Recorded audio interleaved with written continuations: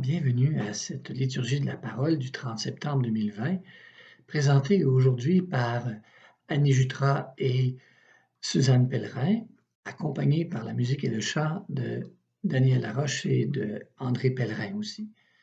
Cette liturgie est basée sur deux textes. D'abord celui de Job, le fidèle de Dieu, celui qui ne le conteste pas, mais au contraire qui essaie de saisir sa sagesse. L'autre, celui de Saint Luc, nous présente un Jésus qui non seulement apporte la vie, mais nous rappelle aussi que répondre au royaume de Dieu, ça a des exigences qui nous prennent tout entier, comme la parole qui nous touche, qui nous transforme, qui nous garde aussi en communion avec l'Esprit du Seigneur. Bien, en partageant cette parole à la fête de Saint Jérôme aujourd'hui, rappelons-nous comment ce saint a mis en valeur la parole de Dieu par une traduction qui a porté à travers plusieurs siècles et qui a servi, on pourrait dire aussi, à comprendre le sens de cette parole qui nous est révélée encore aujourd'hui. En saluant la fête de ce saint, saluons aussi ces personnes qui, durant les derniers mois, vous ont présenté chaque semaine des extraits de la parole de Dieu, leurs réflexions. Bonne rencontre, bonne prière, à la prochaine.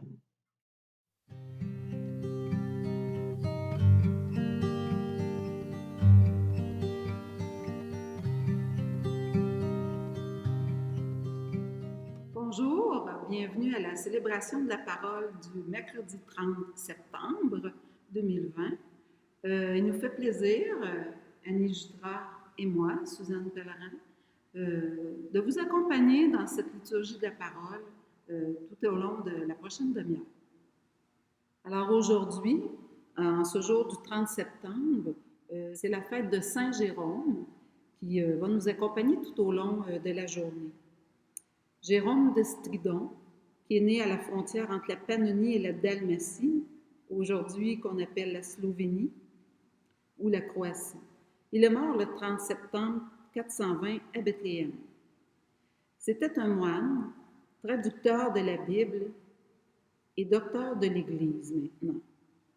Durant les 34 dernières années de sa vie, Jérôme se consacre à la composition d'un texte latin de l'Ancien et du Nouveau Testament qui soit plus fidèle aux manuscrits originaux grecs et hébreux. En même temps, il rédige ses propres commentaires sur la Bible. Sa traduction de la Bible constitue la pièce maîtresse de la Vulgate, traduction latine officiellement reconnue par l'Église catholique. Il est considéré comme le patron des traducteurs en raison de sa révision critique du texte de la Bible en latin, qui a été utilisé jusqu'au 20e siècle comme texte officiel de la Bible en Occident. Alors entrons maintenant en célébration avec le chant « Heureux celui qui écoute la parole ».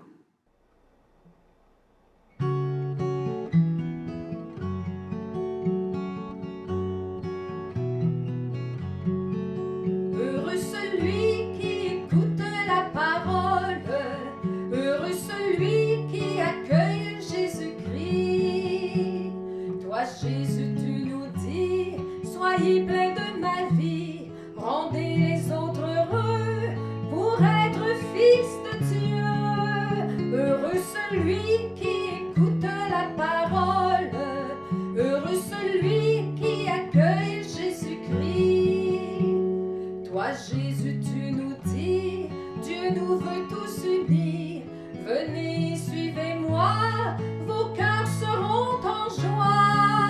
Heureux celui qui écoute la parole, heureux celui qui accueille Jésus-Christ. Heureux celui qui écoute la parole, heureux celui qui accueille Jésus-Christ.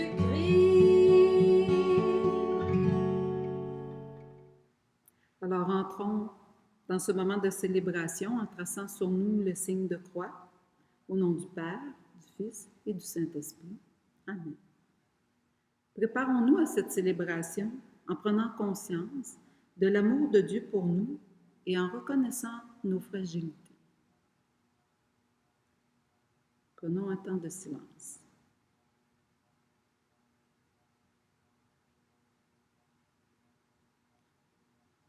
Dieu, toi qui as donné à Saint Jérôme de goûter la Sainte Écriture et d'en vivre intensément, fais que nous soyons davantage nourris de ta parole et trouvions en elle une source de vie. Par Jésus le Christ, notre Seigneur. Amen. Alors, dans la première lecture, Job veut nous dire que le dialogue avec Dieu est impossible.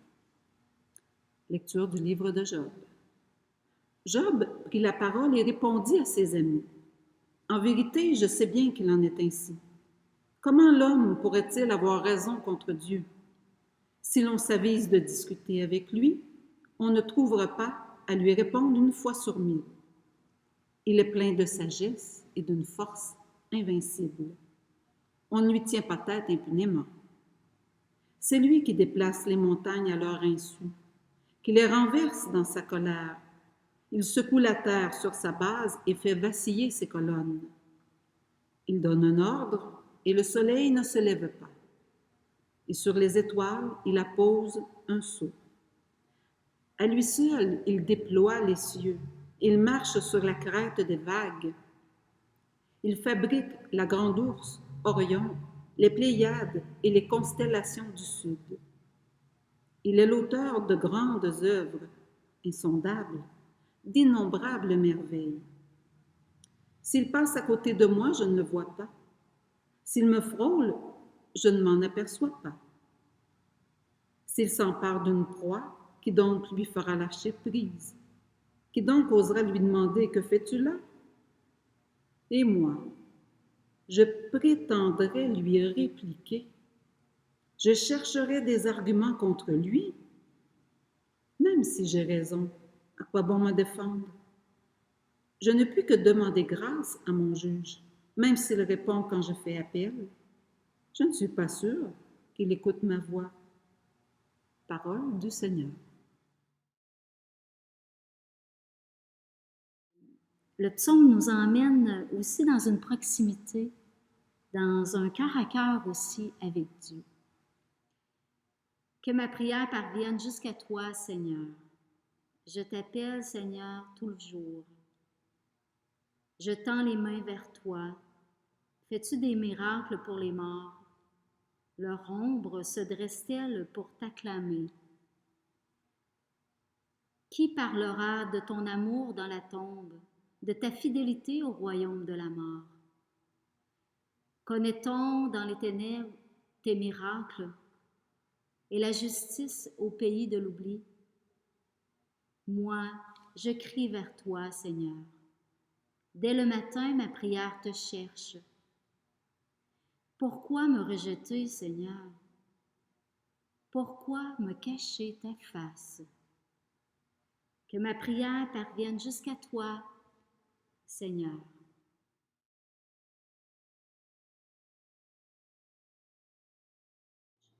Alléluia, alléluia, j'ai tout perdu. Je considère tout comme des ordures, afin de gagner un seul avantage, le Christ, et en lui, d'être reconnu juste. Alléluia. Évangile de Jésus-Christ selon saint Luc.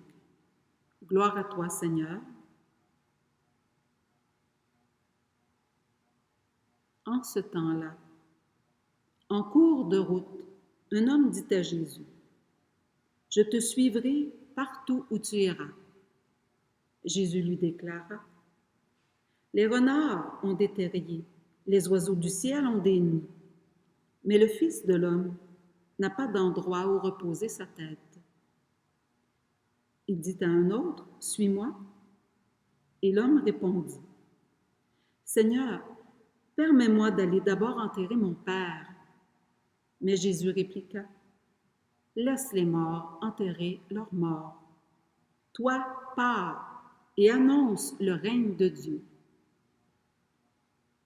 Un autre encore lui dit, « Je te suivrai, Seigneur, mais laisse-moi d'abord faire mes adieux aux gens de ma maison. » Jésus lui répondit, « Quiconque met la main à la charrue, puis regarde en arrière, n'est pas fait pour le royaume de Dieu. »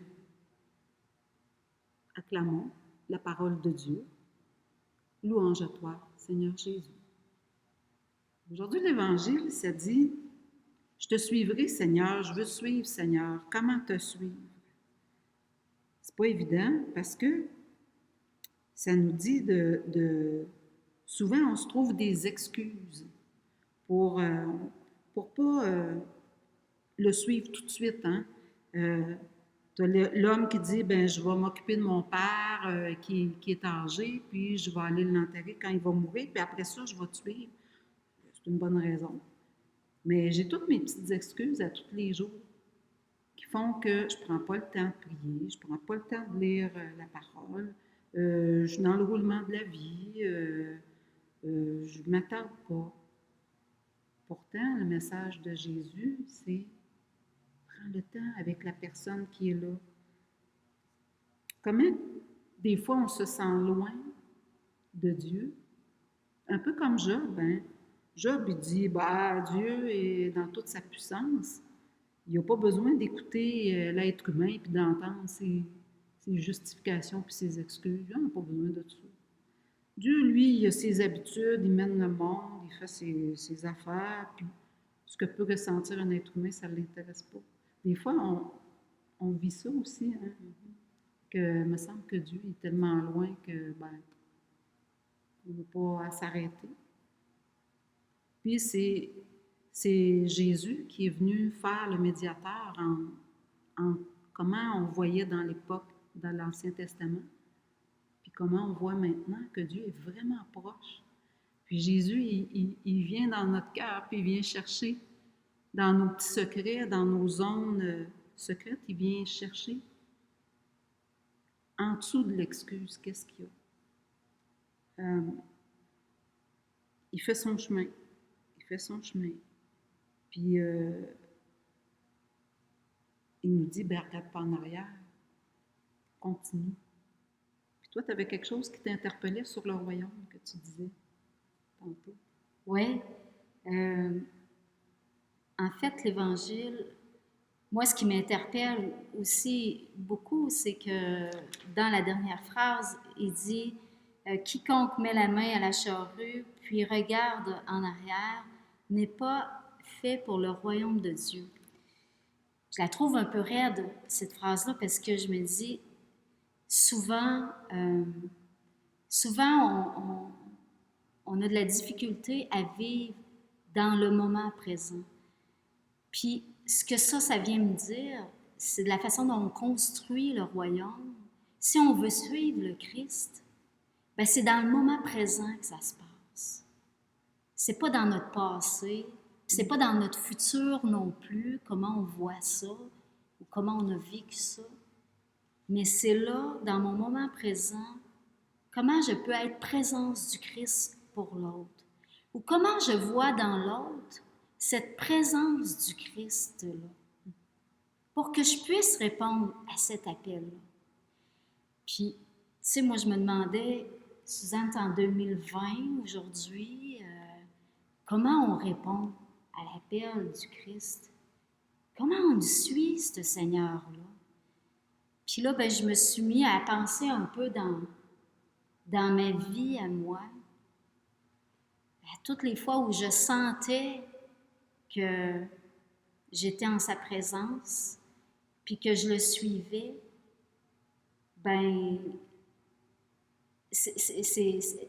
c'est quand j'étais branchée sur lui. Donc, c'est quand je me donne des moments, des temps de prière, des temps de méditation, de la parole de Dieu. C'est quand je lui consacre du temps, c'est quand je vois l'Eucharistie. Dans la nature. C'est tellement beau ces temps-ci, les couleurs d'automne, il me semble que ça fait beaucoup d'espace dans notre cœur.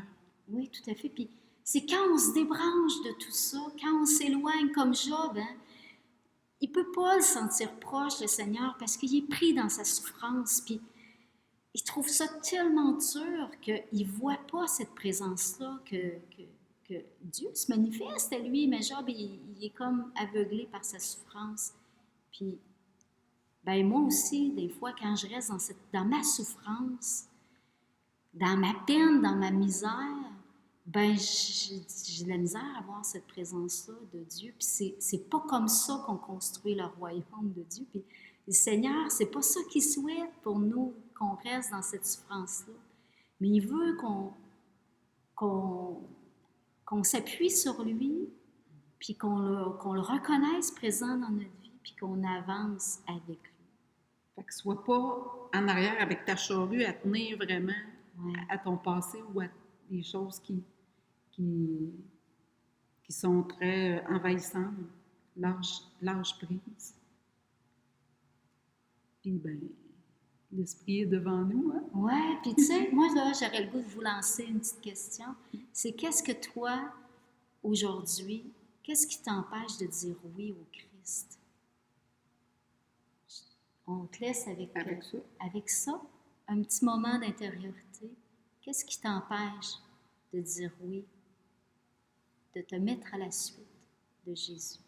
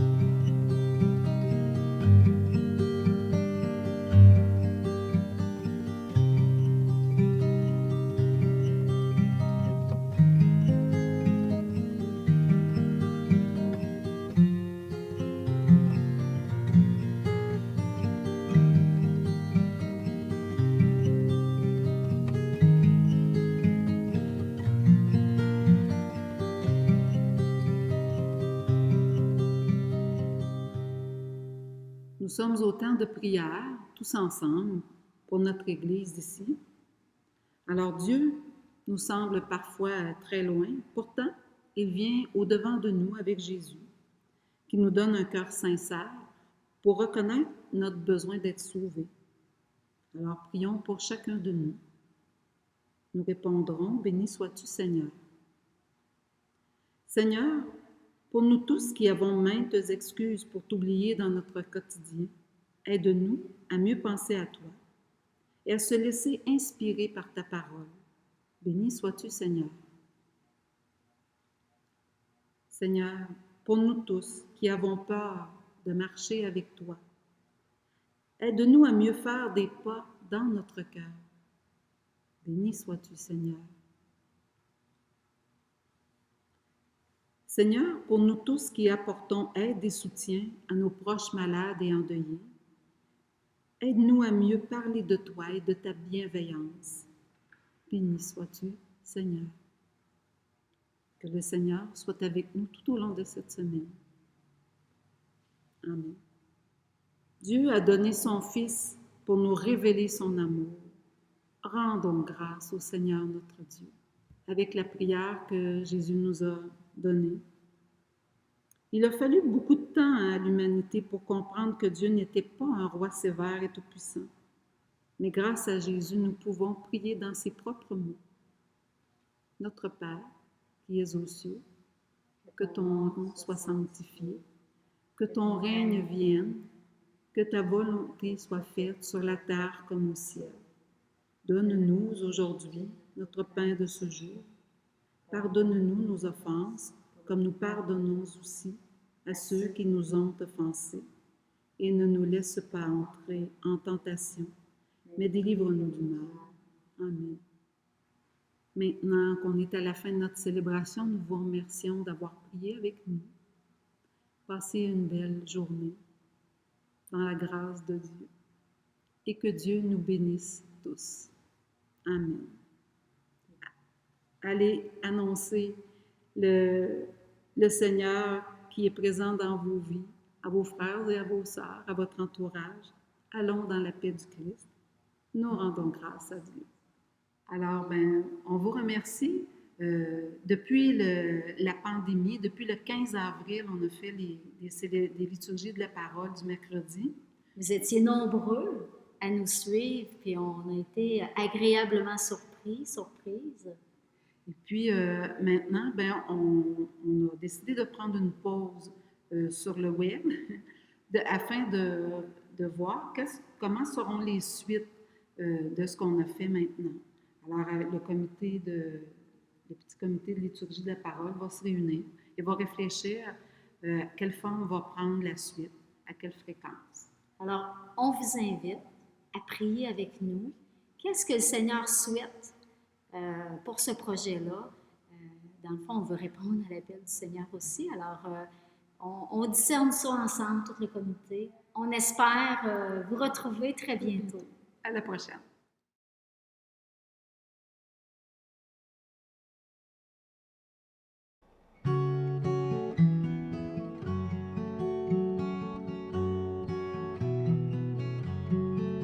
Heureux celui qui écoute la parole, heureux celui qui accueille Jésus-Christ. Toi, Jésus, tu nous dis, soyez pleins de ma vie, rendez